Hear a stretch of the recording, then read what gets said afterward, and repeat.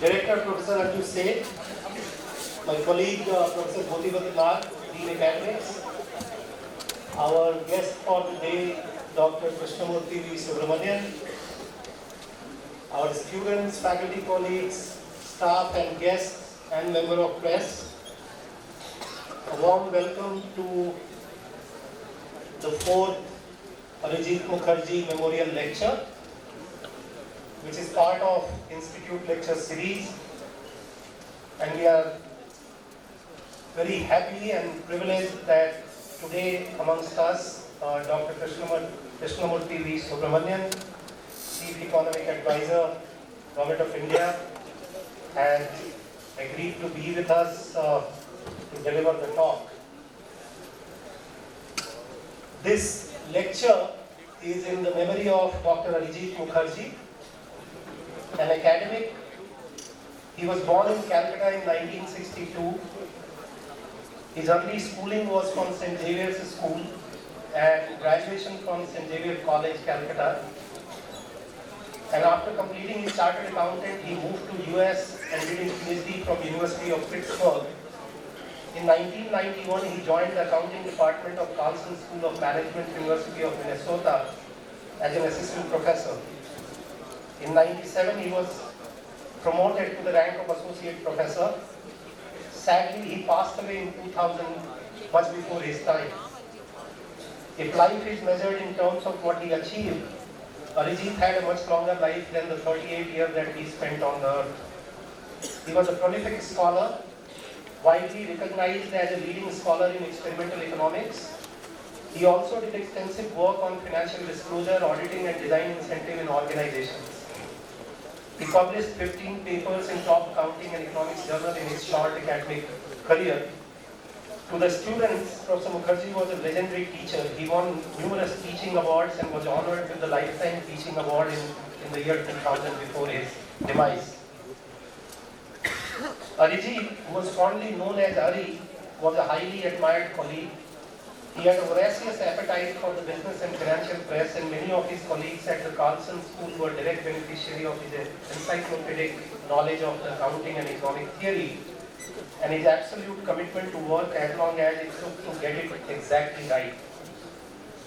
University of Minnesota and Calcutta had earlier organized these Arijit Mukherji Memorial Lectures by distinguished scholars.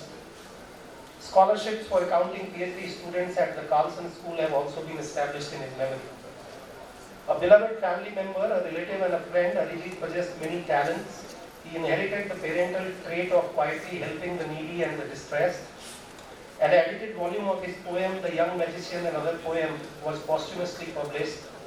In a fitting tribute to this remarkable man, his father, late Prashanta Kumar Mukherji, and mother, late Anuradha Mukherji, donated his wealth to support education and charitable causes. And IIM Calcutta was also one of the beneficiaries of their generosity, and they helped set up this lecture series in the memory of late Dr. Arijit Mukherji. I would now request our director, Professor Arijit Seth, to say a few words and introduce the speaker of today.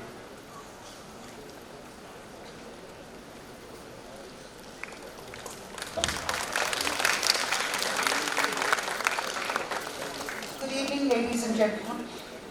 It is indeed my privilege and my honor to welcome our distinguished guest speaker today, Dr. Krishnamurthy Subramanyam, the Chief Economic Advisor to the Government of India. We are honored to have him here at IIM Calcutta amongst us today, and thank him for accepting our invitation to deliver the Arijit Mukherji Memorial Lecture this evening. I may also add that it is especially a happy moment for us at IIM Calcutta to welcome him to his alma mater, where he completed his PGDM in 1999 as a member of the 34th batch. He was an Institute Honor Roll.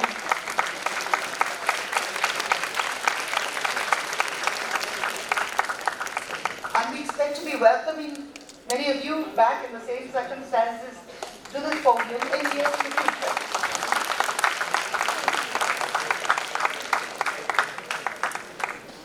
He was an Institute Honor Roll recipient for his academic excellence And I learned today that he was also a very special tutor in statistics for Professor Rahul Mukherji's statistics classes. So he did this, he was a TA and he taught many classes of students, helped them along with their statistics in the program. The IIM Calcutta community takes immense pride in your achievements and contributions to the Indian economic and financial policy domain. Dr. Subramaniam is currently the Chief Economic Advisor to the Government of India and is a leading expert on economic policy, banking and corporate governance. He completed his BTech in Electrical Engineering from IIT Kanpur and his PGDM, now his MBA from IIM Calcutta and PhD from the University of Chicago, the Booth School of Business and Financial Economics, under the advice of Professor Luigi Zingalis and Professor Raghuram Rajan. His PhD dissertation earned the Ewing Marion Kaufman Foundation's Dissertation Fellowship in 2005. His research in banking, law and finance, innovation and economic growth and corporate governance has been published in the world's leading research journals, including the Review of Financial Studies, the Journal of Financial Economics, the Journal of Financial and Quantitative Analysis, and the Journal of Law and Economics. In previous academic roles, Dr. Subramaniam served in the finance faculty at the Quezada Business School at Emory University in the US, and he is presently on leave from the Indian School of Business at Hyderabad. Before beginning his academic career, Dr. Subramaniam worked as a consultant with J.P. Morgan Chase in New York. He also served in a management role in the elite derivatives research group at ICICI Limited, which at the time was India's top project financing institution and one of the most sought after recruiters in top Indian business schools. A prominent figure on economic policy making scene in India, he has served in several expert committees, including the J.P. Nayak Committee on Governance of Banks, RBI, the Uday Kotak Committee on Corporate Governance of SEBI. He's also served as board member of Bandhan Bank and National Institute of Bank Management. He's currently an associate editor of Financial Management and the Journal of Corporate Finance. Through the economic survey this year, he's laid out the strategic blueprint for India to become a $5 trillion economy by bringing several path-breaking ideas. Currently, he serves on the board of NIPFP, IGC and IBBI and was a member of the task force for implementation of the new direct tax code in India. He's been instrumental in the historical change in the corporate tax code. It is a privilege and honor to have you amongst us at IIM Calcutta today to deliver the Arijit Mukherji Memorial Lecture. On behalf of IIM Calcutta and on my personal behalf, I wish to express our debt of gratitude to the family of late Professor Arijit Mukherji for endowing the Institute with the resources to set up this lecture series in his memory and to keep the tradition of academic excellence and scholarship alive, which truly reflects the legacy of Professor Mukherji going forward. May I now invite Dr. Krishnamurthy Subramanyam to deliver the Arijit Mukherji Memorial Lecture. Thank you.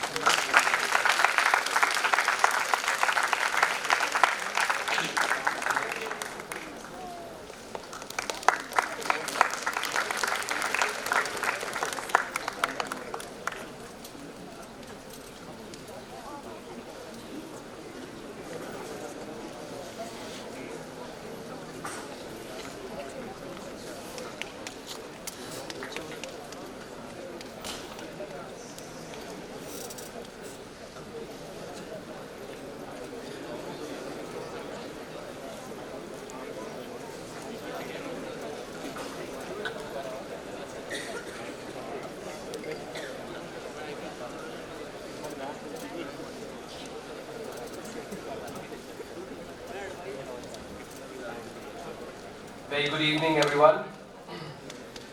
Thank you, Professor Seth, for those really humbling words. And let me especially thank many of the professors who taught me, who are here in the audience. And I'm incredibly grateful that they've taken the time to be here. I think there can't be a more humbling moment for a student to actually have his or her professor actually listen to, and I'm really grateful therefore for all the, it also shows the quality of scholarship which this institution is indeed proud about. And so I'm really, really humbled and really grateful for all the professors. And it's wonderful to be back in campus. I actually just mentioned, the student who accompanied me from the airport. As it turns out that it took, a while to come here, and the travel being what it is. But once you step into campus, I happen to remark all the weariness, goes away just looking at the campus. The beauty, the lakes. And in fact, a student happened to mention, will you go to the jetty? I said, of course, yes. So I'm really very, very happy to be back in campus. Brings out very, very fond memories for me. I think this is the place where my change from an engineer towards economics really started, and therefore I genuinely remain indebted to the institute for what it taught me and enabled me to pursue what I think has been a very, very blessed journey, and for which I'm really grateful to all the professors and the organization and the institute. So once again, thanks very much, and let me second what the professor said, very rightly said, that those of you who are in the audience today, students, should similarly aspire to actually contribute to the nation in ways that are meaningful. I think scholarship is something that indeed, and when you talk to the professors, you'll realize that it is indeed a very, very good profession. So I hope that many of you would really consider, pursuing academia. It's a nice profession, let me tell you that. And especially, if you are in doing scholarship in business, then the number of questions there are to work on, there are umpteen. This is the one profession where you actually will not get intellectually jaded. Let me assure you that.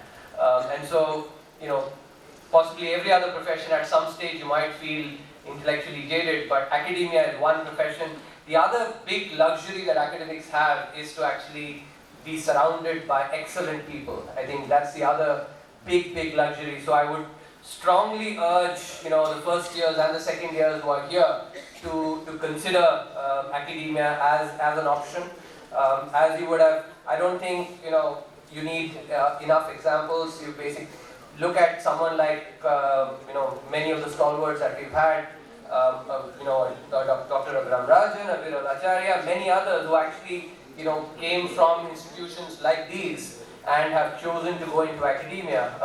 Many others actually, and I think some of the professors who are sitting here also actually are excellent examples to pursue. So let me, take this opportunity, the fact that I have an audience here, to urge you all to think about academia as a profession. What I intend to do is to talk about what I think is an important departure in the way we think about economic policy making. I'm going to briefly, I'll not go through the entire set of ideas that we've laid out in the economic survey, but I do want to, touch upon some of the important aspects that we've talked about in the, in the survey. So let me.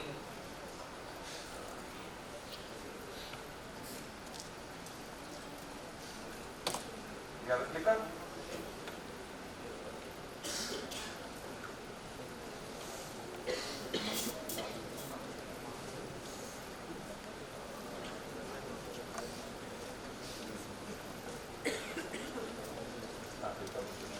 Great. So let me right away, get to, I think you would have seen all this in terms of the cover. The cover itself, reflects the combination of, or the synthesis of the old and the new. The new 100 rupee note in lavender color with one of the older notes that has prevailed, the 100 rupee note. And similarly, as you will see, this year's economic survey that we had the privilege of contributing to is a synthesis of old and new ideas. In fact, one of the news outlets called it the combination of old wisdom and new economics. And that's what the... So I'm going to skip over some of these slides, and if there are, during Q&A I can come back to this. But what I want to start with is this particular slide. What this shows, this is from Angus Madison's work, which was published by the Oxford University Press. Notice what is being shown here on the x-axis is time over millennia, over 2 millennia. So from 180 to 2017. Now, the x-axis is not to scale because from 1 to 1000 is basically just this much space. And the rest of it, of course, is the domain. What I want you to take away from here is look at the space that India occupies in this particular chart. This is about the proportion of world GDP that was contributed by the major economies starting from 180 to 2017. And the main takeaway is up till about 1750, which is 3/4 of known economic history. 3/4 of known economic history. India was the dominant economic power in the world. Now, such dominance does not happen by mere chance. I think this is important to recognize. Such dominance does not happen by mere chance. And just reflect upon what you see today. If you look at some of the countries that have the largest shares in the world's GDP, that has come about through a certain economic model that they've followed. And you're talking about here dominance maybe for a couple of centuries or maybe less than that. For instance, if you take China, it's just a few decades. When you're talking about actually, 3/4 of known economic history, dominance over such long periods, such dominance can only manifest by design. And that's what this survey tries to do, is what are the elements of that design that enabled India to dominate economic activity to that extent. So you will notice that up till about 1750, India contributed up to 40% of world's GDP. 40% of world's GDP. What the survey actually tries to articulate is that wealth creation, and especially ethical wealth creation, which is really important for those of you, who are graduating and the MBAs, ethical wealth creation was a key part of this design. Now, many of you, of course, would have heard about the Arthashastra, Kautilya's Arthashastra, which is given as the canonical example for the treatise on material wealth. But it's not restricted. The ancient wisdom was not restricted only to the Arthashastra.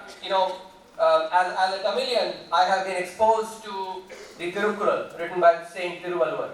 But I'm sure, there are similar scriptures in other parts of the country as well. And let me be very clear here. My approach on, in this is, as somebody who's basically a researcher, I want to go and look at every written word.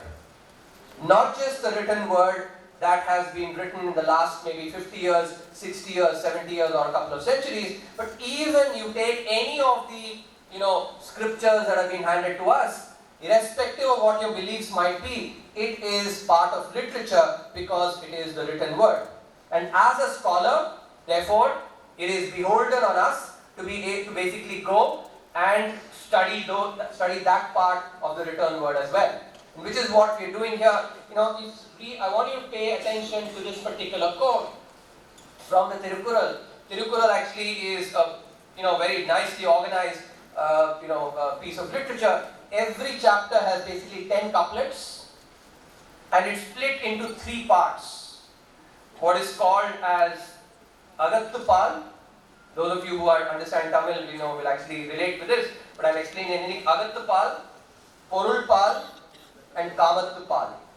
Pal in Tamil means milk, but it's actually used in the concept of basically essence. So Agattupal is the essence of living a good life. Porul in Tamil means actually material wealth. Porulpal is the essence of wealth creation. And Kamattupal, Kam is basically, is about love and desires, etc. And that's the third part.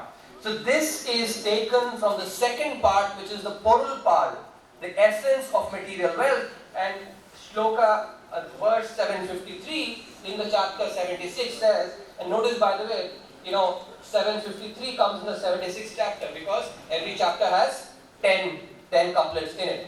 So what it says, well, the lamp unfailing speaks to every land, dispensing darkness at its Lord's command. Why is this important? Why do you think we wanted to spend so much time talking about wealth creation? Because given India's history, the way the socialistic thought has been pursued, wealth and wealth creation has often been treated as an inevitable or a necessary evil in many cases. And the residuals of such thought still often prevails. What better than just to go and look at our own ancient wisdom and see what ancient wisdom have, and then relate it with modern economics as well about wealth. And by the way, many of you, when you would have been young, maybe from your grandmothers or granddads, you would have heard that the 4 noble pursuits that are talked about, dharma, artha, kama, moksha, of which artha is basically material wealth. And that's what is reflected in these. So wealth creation, and especially wealth creation, ethical wealth creation, was always pursued was regarded as a noble pursuit in our ancient wisdom.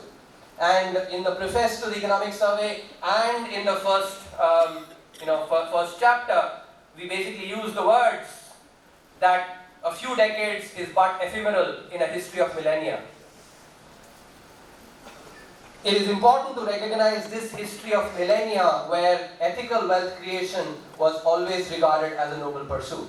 Now, it's not enough just to say, okay, go and, create wealth ethically. What's the mechanism? What was the means through which this basically had to be done? And that's where, before I go to that, let me just show you some contemporary evidence on the benefits from wealth creation. So that is ancient wisdom. Some contemporary evidence now. What I'm going to show you here are some XY charts. I'm sure, in an institution like this is just, kids play. Even if I wake you up at 3 o'clock in the morning, you'll be able to explain what this chart really is all about. So all I have to do is to tell you what is on the x-axis and what is on the y-axis, and you'll understand. What we're doing on the x-axis is we took the top 100 as per the Forbes list, top 100 as of March 31st, 2019. The top 100, the wealthiest basically. Applied some filters to ensure that the focus on ethical wealth creation remains. Took those individuals that basically survived after that filter. Went and searched all the companies that these individuals basically had created. And then looked at what are the various other stakeholders in society, what are the benefits that they generated from the wealth that these individuals created for themselves. The first dimension I'm going to show you is employees. the employees who basically work with these firms, the firms that these individuals created. And so we are basically plotting log of increase in wealth over the 10-year period from 2009 to 2019 and the employee salaries over the same period, same 10-year period. So it's a log and therefore, the coefficient here is an elasticity. Clearly notice that as the wealth created by these individuals was higher, employees benefited more. First constituent of society. I think it's obvious, but it's just, I'm just showing it through evidence that when you create firms basically need employees, those employees draw salaries, and that is definitely one benefit that society reaps. A second one is firms need suppliers to supply raw materials, suppliers to actually provide them with equipment, and this is basically the benefits that have gone to the suppliers of the firms created by these wealthy individuals. Again, a very strong positive correlation. A third thing, which is when these firms go and do business outside the country, they bring in foreign exchange revenue. That foreign exchange revenue is very important for macroeconomic stability because it helps basically the current account deficit, to be within the comfortable range, and the increase in their wealth also correlates with the foreign exchange earnings that come in. A fourth dimension is the benefits that go to other parts of society, and that happens through the government, which is, I'm showing here the direct taxes paid. This is direct taxes paid by these individuals. Now remember, when you work or somebody else, anybody, creates wealth, that wealth gets taxed in many different ways, goes to the government, and the government uses it for welfare programs, right? Now, I'm using here the direct taxes paid by these individuals. So am I correctly estimating all the benefits that accrue to society just through the taxes paid? Yes, no. Maybe not. What am I missing here? The indirect taxes that get paid by the firms, the taxes that are paid by the employees themselves, taxes that are paid by the suppliers, all that is not included here. All that, I'm just focusing on the direct taxes paid by these individuals, and that's also a very strong positive. This is basically a contemporary evidence that can look, I'm not basically claiming causation here, this is just plain correlation, that as these individuals created wealth for themselves, there are other constituents of society that also benefited, which goes back to basically the statement, well, the lamp unfailing speeds to every land, dispensing darkness at Lord's command. What are the parts of darkness here? Employees, suppliers, foreign exchange revenues, taxes, and therefore welfare programs. These are the parts that are getting eliminated by the wealth that is created by these individuals. Now I come back to the question that I posed earlier, what were the elements of this design that enabled this wealth creation? And here's where what we think is a crucial contribution in terms of the intellectual thinking that we are providing here, that it was the combination of the invisible hand of the market together with the hand of trust. So it's a combination of the invisible hand of the market and the hand of trust. And as we show, talk about the invisible hand of the market, most of us, those who have learned economics, would basically attribute it to Adam Smith. It's as if the concept of the market economy only originated from Adam Smith. And for 4.5 decades, and later of basically some of the non-market oriented thinking has also left us believing that this is something that we only inherited from elsewhere. Let me start by actually showing that is not the case. The Arthashastra and I'm picking up a quote, there are actually many others, in the first chapter. The root of wealth is economic activity. This is Kautilya saying. During the Chandragupta Maurya period, the root of wealth is economic activity, and lack of it brings material distress. In the absence of fruitful economic activity, both current prosperity and future growth are in danger of destruction.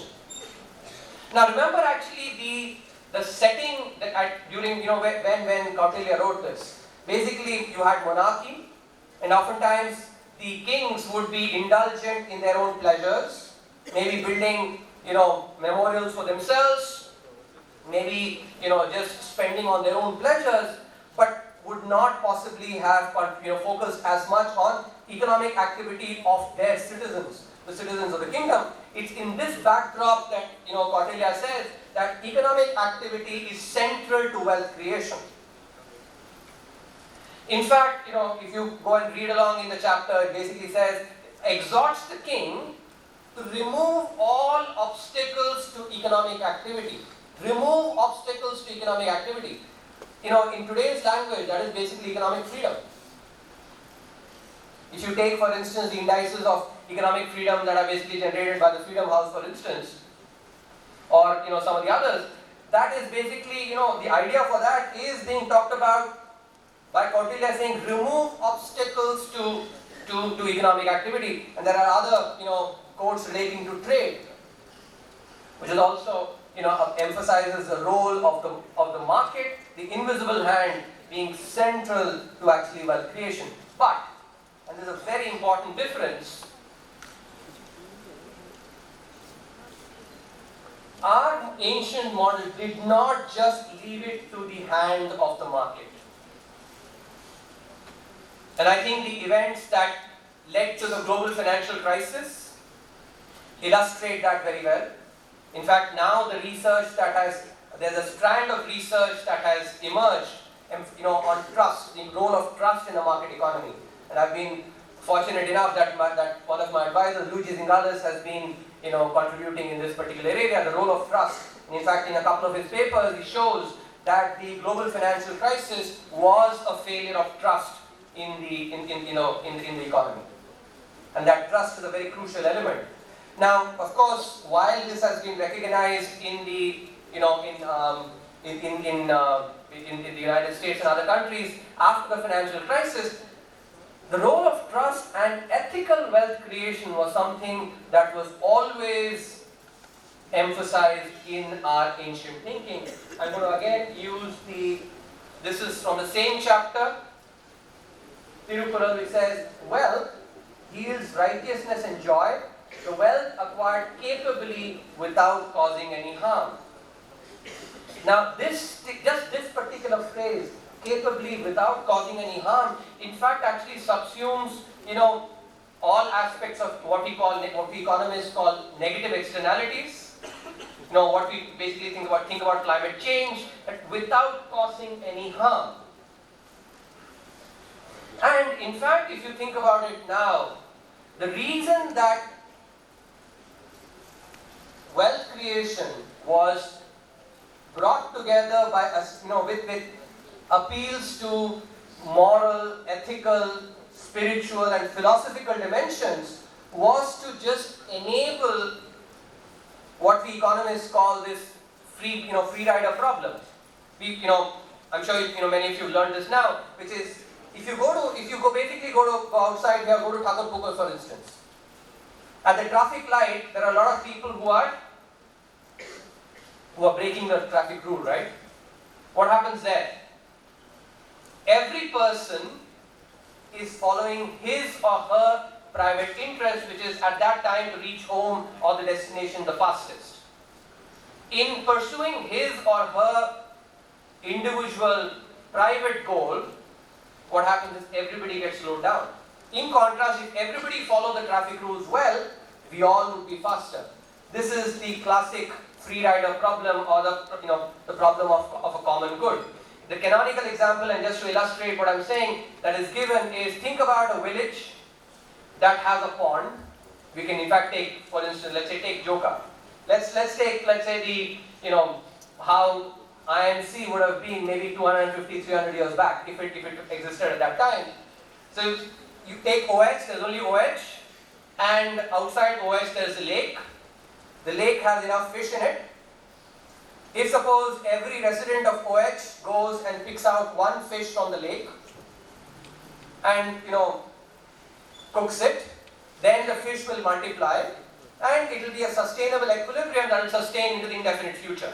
Because the fish that would be taken, there will be still enough left in the pond so that they could multiply, and thereby that is basically the equilibrium that will sustain. So what is socially optimal for that particular community is for every individual to go and just pick one fish.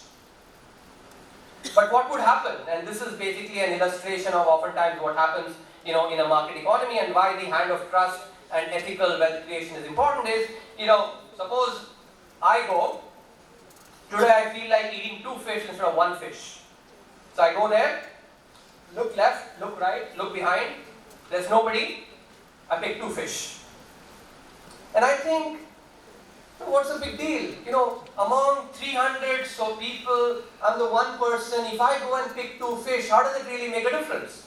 It doesn't change anything at all. Me picking one day 2 fish really does not change the equilibrium. But the fact is that everybody else thinks like me as well, and the fish is depleted very quickly. This is the problem of common good, which is why if you look at a lot of our, the economic model that was followed, the appeal to spiritual and ethical dimensions so that the alignment of what is privately optimal to an individual with what is optimal to the society was brought in. For instance, the earlier version, now we have venture capitalists that fund startups. When trade had to be done earlier, it was basically temple funds that used to be. So if you're a trader who needs to go and actually sell some goods, let's say you need to go across the seas, sell something in a distant area, you need money in order to buy the stuff first. It was actually temple funds that used to be given to that trader. Why temple funds? Because it became a little bit harder to actually default on the temple funds compared to defaulting to another individual. It's these examples which actually were used, in instances of these, to enable that the alignment of what is privately optimal for an individual with what is socially optimal is brought in. And that is the key part that is really important when we think about the market economy. I'll give you one more example. Think about a river. Water flows through a river. If the river is well banked, then the water flows very well and goes to the intended areas and irrigates it, and that's what brings good crops and all the prosperity. But if those banks are actually broken, then the river flows haywire and creates a lot of destruction. So another way of thinking about this model is the hand of trust. Think about that as the banks that enable the flow of economic activity that is furthered by the invisible hand of the market to go in the right direction. And that is what you see, unhindered greed, for instance, creates a lot of destruction. So that combination of the hand of trust with the invisible hand of the market was what was really critical to wealth creation and the dominance that India had over 3/4 of known economic history. This is as pertinent even in today's world as well. I mentioned about the global financial crisis, but we had our own version as well, in the financial sector. So, before I get to this is an important idea that needs to be understood, which is, think about trust as a public good that gets enhanced with greater use. Contrast it to a public good like water. Is a public good too, right? But if I consume this water, then there's less left for someone else. So greater use depletes that public good. But trust is a public good that actually the more you use it, the more it becomes valuable. Conversely, the less you use it, the less it becomes valuable as well. So that is a very important aspect, and that therefore enabling trust as a public good is a very critical element to basically supporting the invisible hand of the market. And just to show you some evidence on this. So first I'm going to show you some evidence on the role of the invisible hand of the market. This chart is of course just one way of, one aspect of looking at wealth creation. The increase in GDP and the increase in GDP per capita have been well documented. So, I'm not going to belabor that point. The increase after liberalization. So, the growth rate that we had in GDP per capita up till 1991 versus after 1991. After 1991 is double, more than double what we had till 1991. That's well documented. But what I want to show you here is a different angle. So what this shows here is the number of months it took the BSE Sensex to reach the next milestone. So 5,000, 10,000, 15,000, 20,000, 25, 30, 35, 40. The milestones. And whatever I'm going to talk about is not driven by what we economists think about as the base effect. That dotted line also shows you the CAGR, the cumulative annual growth rate, but that's just a technical point. I'm not going to actually go into it. Just to say that what I'm going to talk about is actually quite robust statistically as well. The key takeaway is look at what happens to, so the first milestone of 5,000 was achieved in about 170 months. It took 170 months for the first milestone to be achieved. The next milestone, less than half, 80 months. The one after that, a quarter of that second itself, which is about 20 months. The fourth one, less than 6 months. This is the first phase, up until around 2007, when a lot of reforms from 1991 were done. And the effects of those, the lagged effects of those were felt. So clearly, look at this here. Exponential decay. This is what you would learn. If you were to plot an exponential function here, it would fit it very well. The number of months it took to reach the next milestone. There was a second phase, and this is the phase when actually it's important. After 2004. The pace of reforms, structural reforms in the economy slackened. And you find that reflected in so while it took basically 6 months, less than 6 months for the Sensex to go from 15,000 to 30,000, it took 80 months for the next 5,000 to be reached, which is basically same as the time it took around February 2006. So that's the second phase when basically the slowdown happened in wealth creation. Of course, this is wealth creation from one dimension, not I've shown you the other dimensions earlier. Then there's been a revival. So from 25,000 to 30,000, it took about 30 odd months. Then the next one actually took again about 7 months.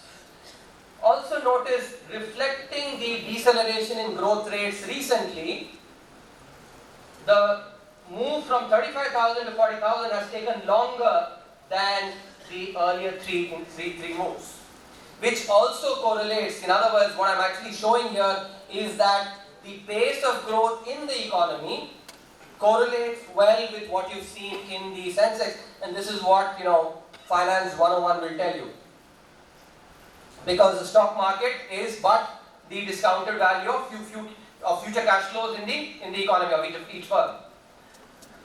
So what is really important here is this captures the kind of acceleration in wealth creation that happened after market reforms were unleashed in the economy. I'm going to show you some more angles on this. So these are some sectors. So within sectors, how the growth happened. This is banking. In the early 1990s, after the Nurseman Committee recommendations, private sector banks were allowed to open up shop. Look at the rate of growth up till when the banking sector was closed and when it was opened up to competition. Look at the growth. Again, I think, as they say, a figure is actually worth 1,000 words. I don't think I need to tell you anything more on this. Next, look at mutual funds. 2003 is when actually the sector was opened up. Again, look at the growth rate till when it was closed and then when it was opened. Once again, picture is worth 1,000 words. Another way of looking at it, which is contrasting, so the earlier two contrasts were within the same sector over time. Now I'm going to show you contrasts across sectors. Pick a closed sector and contrast it with an open sector. Closed sector, and both of it, to ensure an apples to apples comparison as much as possible, both are within the transport sector. So contrast roads versus railways. Railways is the closed sector, roads is the open sector. Once again, if you were to fit an exponential function to the growth in the open sector, it would fit very well. While the railway one actually might, at best, linear function might actually explain it. So the contrast here, this is basically freight traffic. The next one is even more telling. Look at passenger traffic. Roads versus railways. I'm sure some of this might be actually preaching to the choirs here. After all, I'm in a business school. But it is important, to make the point. Clearly, open sectors have done far better than closed sectors, and this is the contemporary evidence for economic freedom, for greater opening up of sectors, which is what basically the ancient wisdom talked about as well. Now it is also, I'm going to show you some evidence on the role of trust, and then, just talk about one particular aspect, and then, I'll be happy to take questions. So, the role of trust. So here there are two charts being shown. On your left, what you see is the perception of corruption. This is the Transparency International's ranking of corruption, and a lower rank implies higher corruption. 2011 is when you see the lows being reached in terms of corruption. But what is important is, let's relate that to something more tangible. Take firms that were connected firms.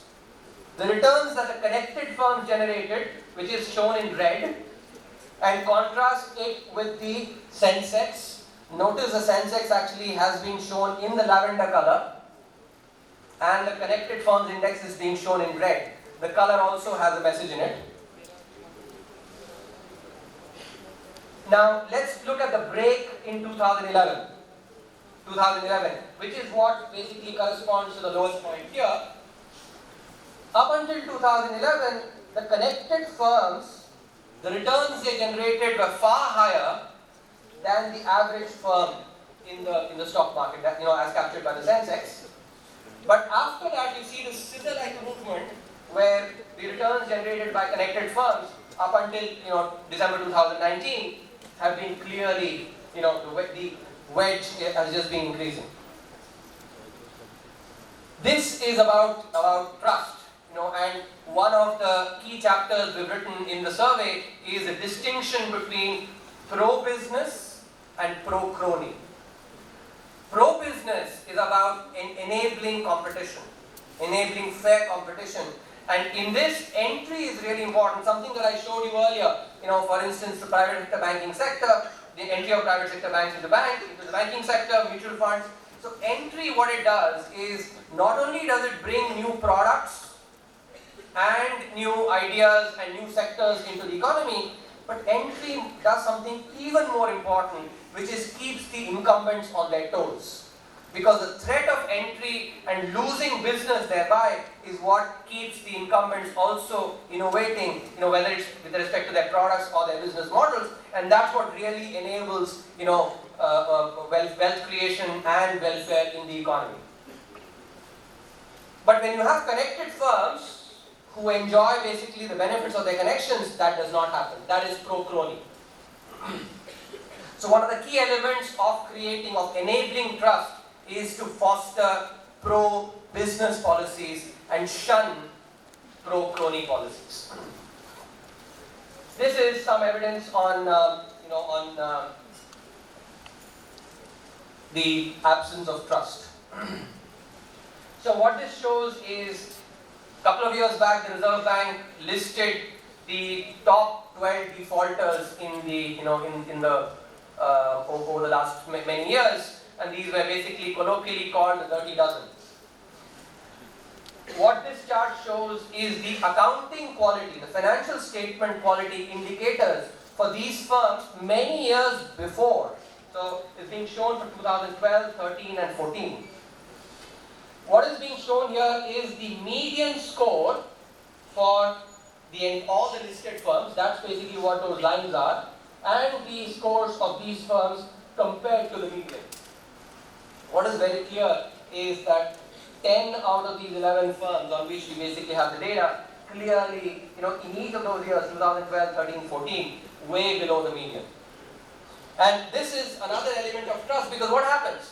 When you pick up the balance sheet of a typical, and especially if these are large firms, and you think that that is not representative of the true fortunes of that company, then much like, as I talked about in the case of traffic, you then start suspecting the financial statement quality of every firm.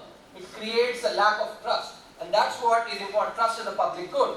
In contrast, if these firms, large firms, provide financial statements that are of high quality, that enables the generation of trust among other firms as well.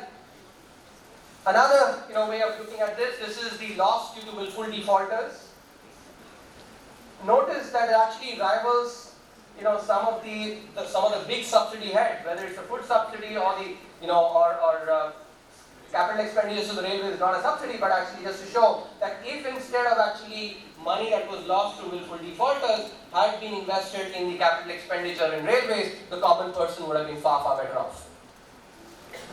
Another important, which is something which the survey goes into great detail about the use of data for enhancing trust in the system, overall in the economic system, but especially in the financial system, in the banking system.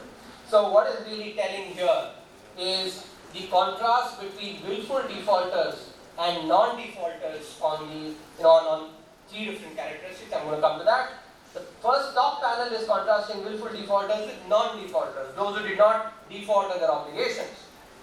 The bottom panel contrasts among defaulters, which is willful defaulters, those that actually have been labelled by the Reserve Bank of India as those that actually had the wherewithal to pay their obligations but yet did not, versus distressed defaulters, those that did not have the wherewithal to actually honour their obligations. What is very clear, if you look at the left ones here, is that the disclosure of related party transactions. Disclosure of related party transactions is systematically lower by the willful defaulters compared to non-defaulters or distressed defaulters.